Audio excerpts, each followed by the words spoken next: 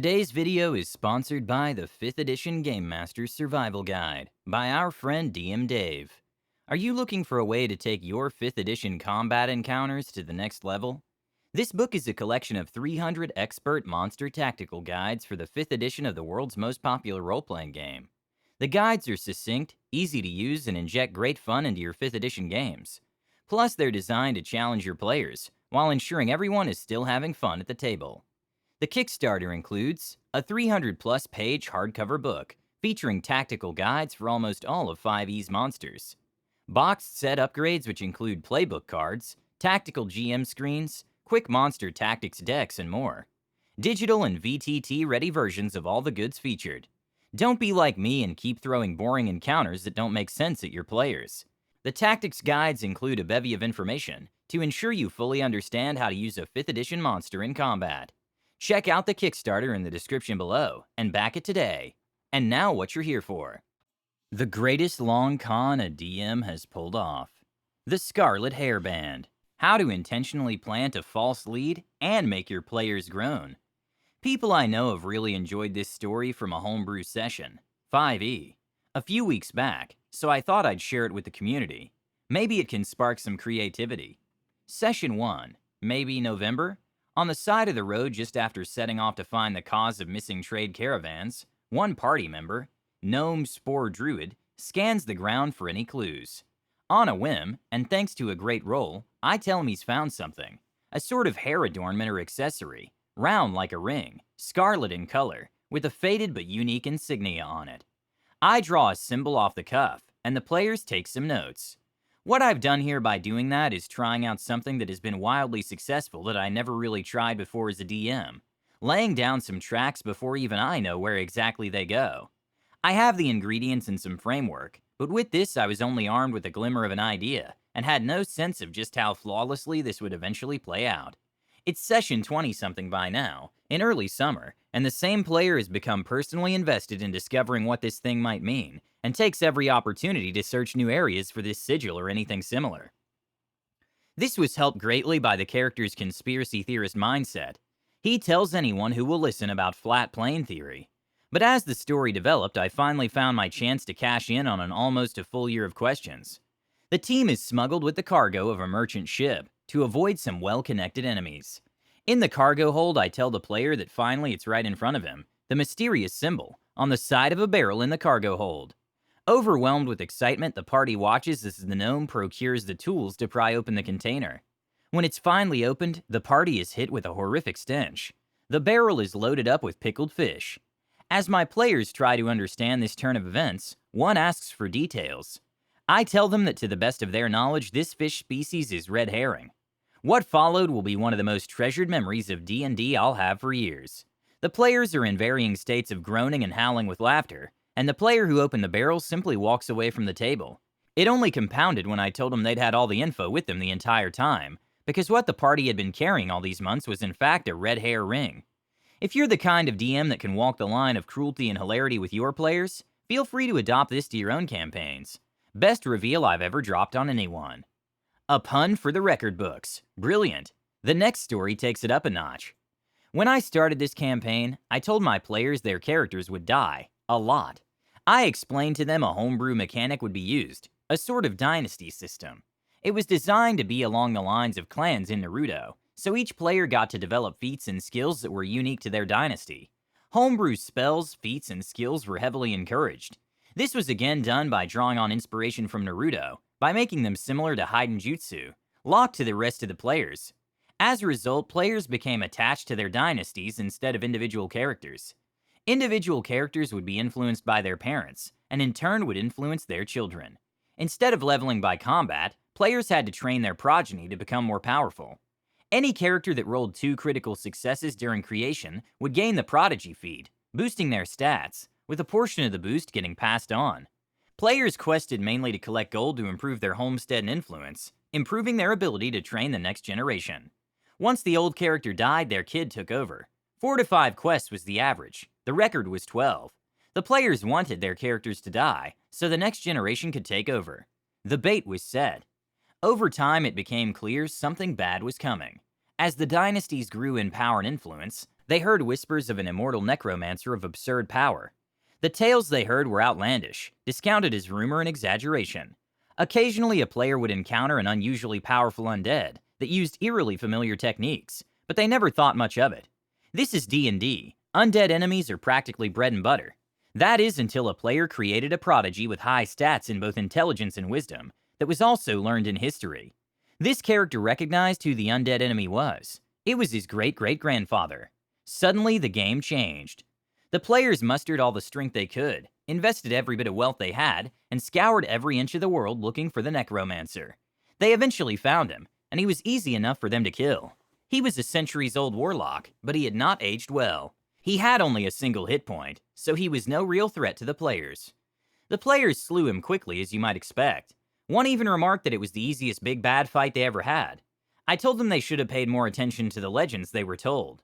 According to legend, the warlock gained his power by making a deal with a demonic lord of the dead. He would be immortal until struck down by a righteous warrior. Upon his death, his soul would become a bridge between worlds, allowing his armies to cross from the land of the dead to the land of the living, bringing with them the apocalypse. They realized they had just made a massive mistake, as an ethereal door opened in front of them with an undead army in front of them. But not just any army. The army was composed of every character they had played in the campaign.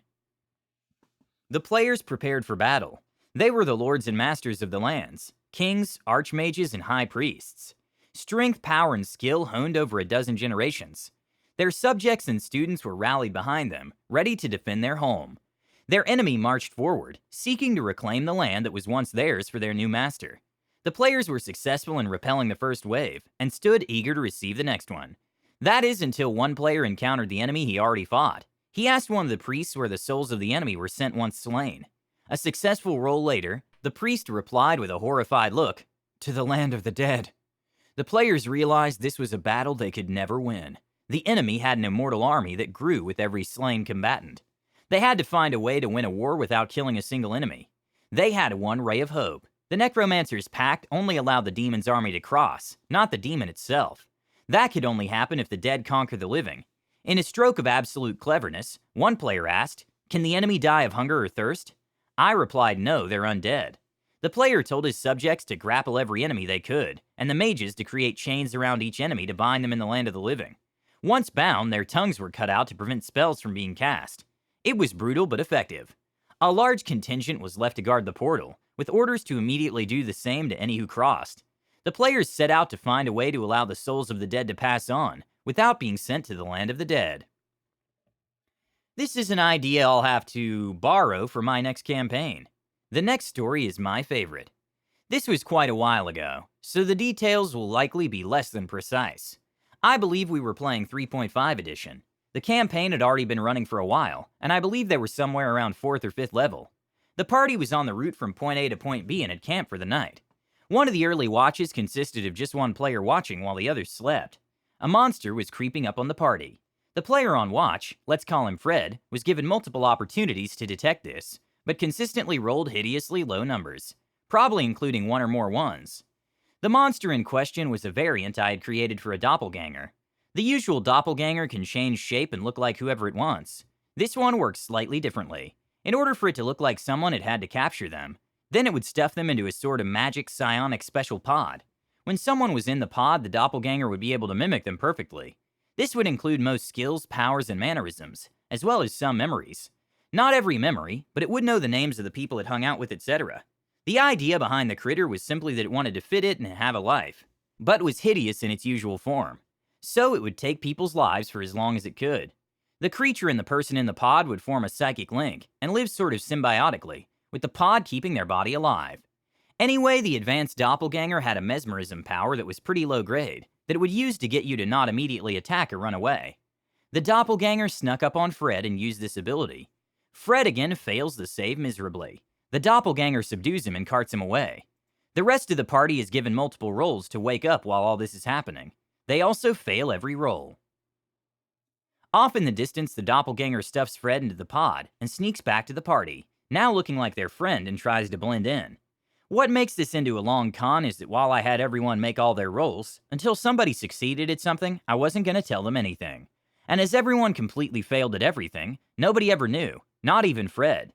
From that point forward, he was a doppelganger. Only nobody besides me knew it. The players knew something had happened, but nobody knew what. Fred had some confusion, but all the players couldn't figure anything out. They weren't in or near a town or city with any sort of temple or medical help, so they ultimately shrugged and continued on their way. The game continues for several years. The players never question anything. As I didn't make a big deal of it, neither did they. The exact instance sort of fell into the background. When something would happen that referenced something that occurred before the body swap, if Fred's players started to comment, I would say, "You don't remember that," or something similar. Some of his more esoteric and rarely used abilities also would not work, but they were minor and generally unimportant. Occasionally after something like that happened, one of the players would say something like, "We really should look into that at some point," but they never did. Much later, they're now dealing with whatever the current issue was. They had gotten sort of stuck as to what all the info in their possession meant, and they decided to spend the money on a commune spell. Quick aside, a commune is a spell that lets you ask questions directly to a god. The questions must be yes or no questions. You get one question for each level of the caster. The party gathers their gold to be able to hire as high a level caster as possible to get the most questions as possible. They ask their questions about the current problems, and in an unusual turn of events manage to quickly ask the right questions, such that they have all the answers they need, and questions left over in the commune. They waste a few questions on loose plot threads. Is person X in town Y? What person Z lying to us? Etc., etc. They still have a few questions left. Almost as a throwaway question, one of the players asks something like, "Is the person in front of me actually Fred?" The answer is of course no. It quickly all unraveled after that. The doppelganger made a plea for his life. They beat it to a pulp. There was a mad rush to find Fred's actual body, before the pot he was in died and he suffocated. The other players were so far ahead in levels that I had to fudge things and allow him to have leveled as well. Though if memory serves, he did make a few changes, which seemed fair enough given what I'd done. For what it's worth, the player in question thought the whole thing was great and really enjoyed it. His wife was completely pissed at first. Amazing twists and puns. I wish I could pull some of these off in a campaign. Tell us about your greatest long con in the comments below. Don't forget to subscribe to our channel, All Things D&D. Stay tuned for more amazing Dungeons & Dragons content.